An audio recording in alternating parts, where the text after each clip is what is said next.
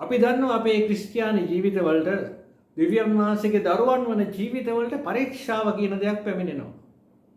ඉතින් අපි බලමු පරීක්ෂාවෙන් ජයගන්නේ කොහොමද? ඇයි අපිට කොහොමද පරීක්ෂාවක් එන්නේ කියලා. ස්වාමීන් වහන්සේ අපේ දෙවියන් වහන්සේ නිසා, උන්වහන්සේ අපේ සැබෑ පියාණන් වහන්සේ නිසා, අපේ මැවුම් කරුවාණන් නිසා අපි මේ මැවුම් කරුවාණන්ට අපේ ජීවිතයේ ස්වාමිත්වය දීලා ඒ පියකම අපේ ජීවිතවලින් පිළිගත්ත නිසා අපි ඒ දරුකමට ඇතුල් වුණා.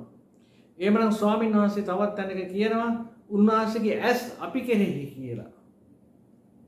එහෙමනම් දෙවියන් වහන්සේ නොදැන සාතනික පරීක්ෂාවකට අපේ ජීවිතවලට ඇතුළු වෙන්න විදියක් නැහැ.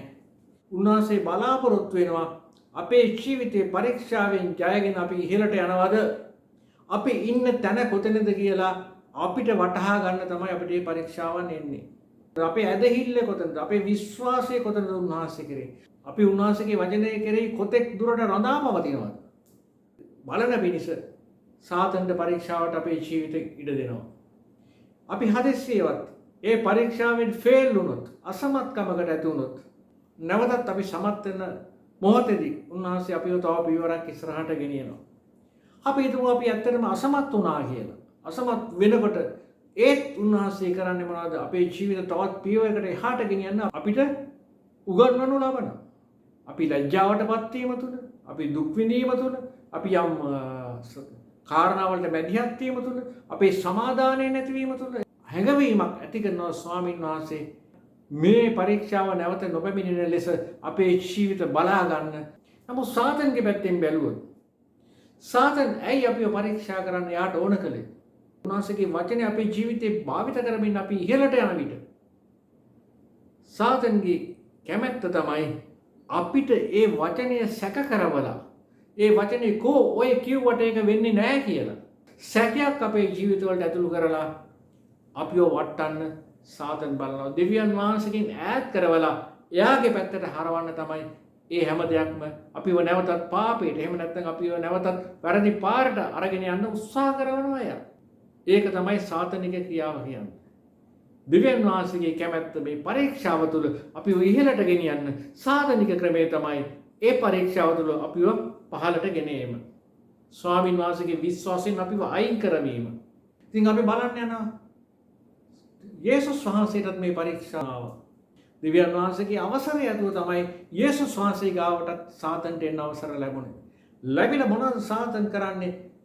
මෙතන කියනවා මෙන්න මේ විදිහට මතෙව් 4 වන පරිච්ඡේදයේ.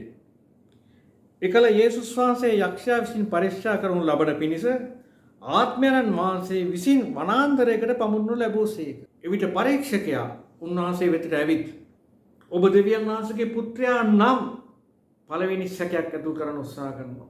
ඒත් එක කියනවා මේකල් රොටි වෙන්න අණ කරපන්නේ කීවේ. උන්වහන්සේ උත්තර දෙමින් මනුෂ්‍යයා දෙවියන් වහන්සේගේ මුඛෙන් නික්මෙන සියලු වචන වලින් ජීවත් වෙනවා මිස රොටි පමණකින් ජීවත් නොවෙන්නේ කියා ලියා තිබේ කීසේක.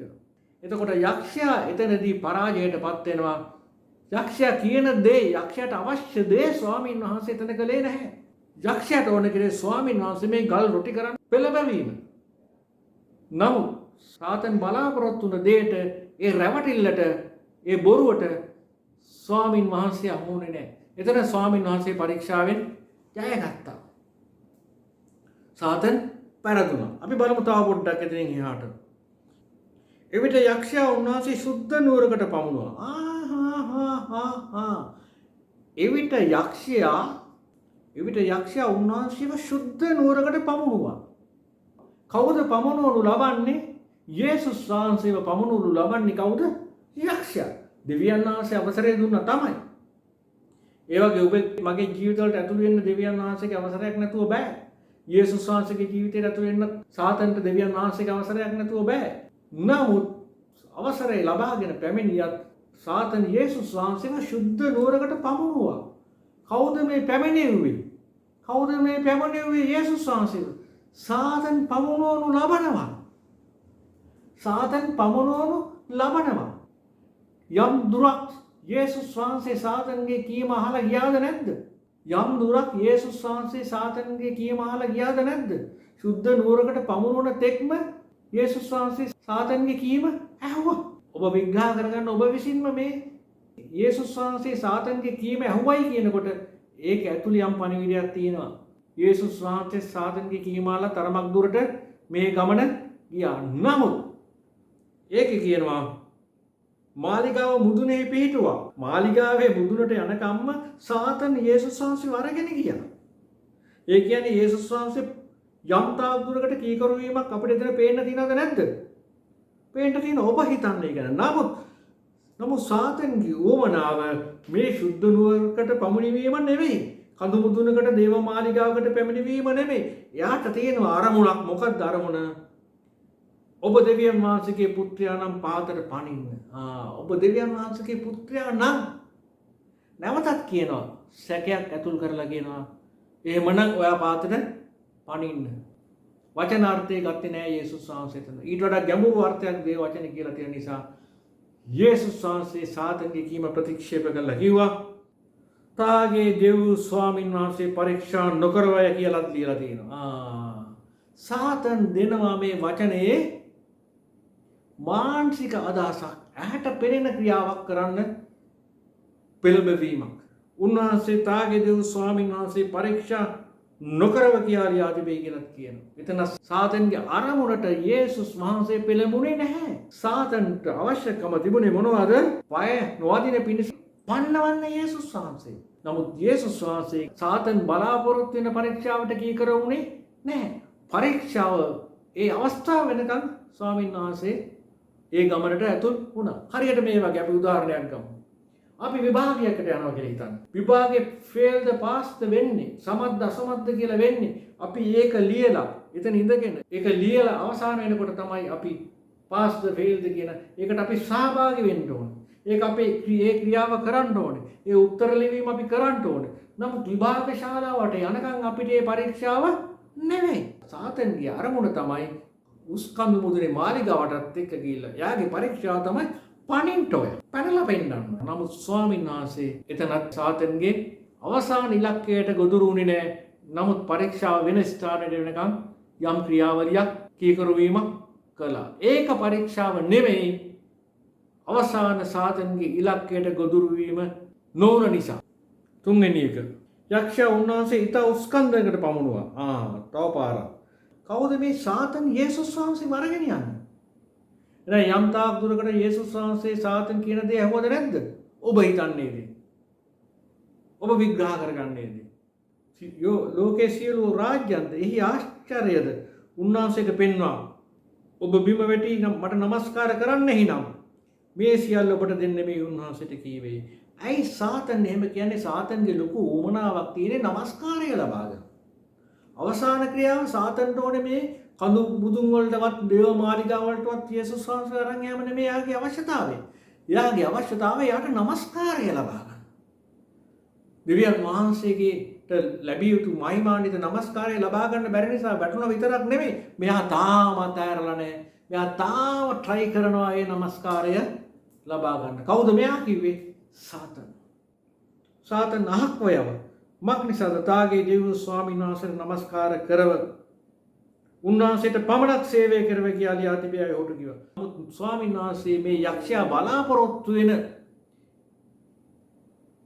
අසමත් වීම දක්වා යේසුස් වහන්සේ පියවර තිබෙන්නේ නැහැ. ඔබ හිතන්න ඔබ තීරණයක් අරන් ඉන්නවා ස්වාමීන් වහන්සේගේ වචනේ තුල මම පවිත්‍ර ජීවිතයක් ගත කරනවා. මම කවදාවත් සැරබීමක් කටේ තියන්නේ නැහැ කියලා ඔබ තීරණයක් අරන් ඉන්නවා ප්‍රතිපත්තියක් විදියට. ස්වාමීන් වහන්සේ නිසා. ස්වාමීන් වහන්සේගේ අවසරය අතු අපි ගාවට අවිල්ලා. එයා අපිව බාර් එකට මේ කියන්න පුළුවන්.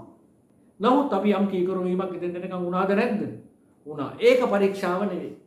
යම් කෙනෙක්ට වෙන්න පුළුවන්. ඔහුගේ හෝ ඇයගේ පවිත්‍රකම කෙලසන පිණිස වෛශ්‍යාකමට පෙළඹවීම තමයි සාතන්ගේ යටි අදහස. නමුත් යටි අදහස ඉෂ්ට කරන තෙක් අපි ඒ පරීක්ෂාවෙන් පෙරදිලා නැහැ. යේසුස් වහන්සේ සාතනික ක්‍රියාවට අසු නොවීම නිසා යේසුස් වහන්සේ පරීක්ෂාවට අසු වුණේ නැහැ. නමුත් යම් තාක් දුරකට ඒ ගමනට අවනත වීමක් වුණා. කෙනෙක් වෛශ්‍යාව කරන ස්ථානයකට යනවා වෙන්න පුළුවන්. සාතන් විසින් පොළඹවනු ලබනවා. සල්ලියක් මාරු කරන්න වෙන්න පුළුවන්. වෙන කෙනෙක්ව මුණ ගැහෙන්න වෙන්න පුළුවන්. නමුත් එළිය බලාගෙන ඉන්න අපිට හිතන්න පුළුවන් මෙයා මේ නිවසේ ඉඳලා ආවේ මෙයා වැරදි වැඩක් කළා තමයි ආවේ කියලා. ඒ අපේ විනිශ්චයන් තමයි මේ විදිය. නමුත් ස්වාමීන් වහන්සේගේ විනිශ්චය ඒ විදිහ නෙමෙයි. සාතන් එතනට අරන් ගියා. සාතන්ගේ අරමුණ මොකද්ද? මෙයාව වෛශ්‍යාකමට පෙළඹවීම. නමුත් වෛශ්‍යාකමට පෙළඹුම් නැත්තම් එතනට ගිහිල්ලා ඒ ගමන් මාර්ගයේදී ගියා ඕ පියවර කීපය පරීක්ෂාවට ලක්වීමක් නෙවෙයි. ස්වාමීන් වහන්සේගේ හිත ඊට වඩා ලස්සනයි. ස්වාමීන් වහන්සේගේ විනිශ්චයන් ඊට වඩා ගැඹුරු. ඒ නිසා ඒ වගේ පරීක්ෂාවන් අපේ ජීවිතේ එන්න පුළුවන්. වෛශ්‍ය ස්ත්‍රිය කාම මිත්‍යාචාරය කරද්දීම පාරසිවරු සාලියන් විසින්නේ අල්ලගෙන ඇවිල්ලා යේසුස් වහන්සේව පරීක්ෂා කරනවා. යේසුස් වහන්සේ ගන්න තීරණය මොකක්ද කියන එක. නමුත් යේසුස් වහන්සේ කලබල වුණේ නැහැ. ඒ තීරණයට යේසුස් වහන්සේ අහුුනේ නැහැ. හැබැයි එළියින් අපිට හිතන්න තිබ්බනෝ එක් දේවල්. එළියේ ඉඳලා අපි බලනකොට අපිට හිතන්න තිබ්බවනේ නම් මෙයත් එක්ක අල්ලගෙන ආපු ඔක්කොම ටික දැන් පිටත් වුණා.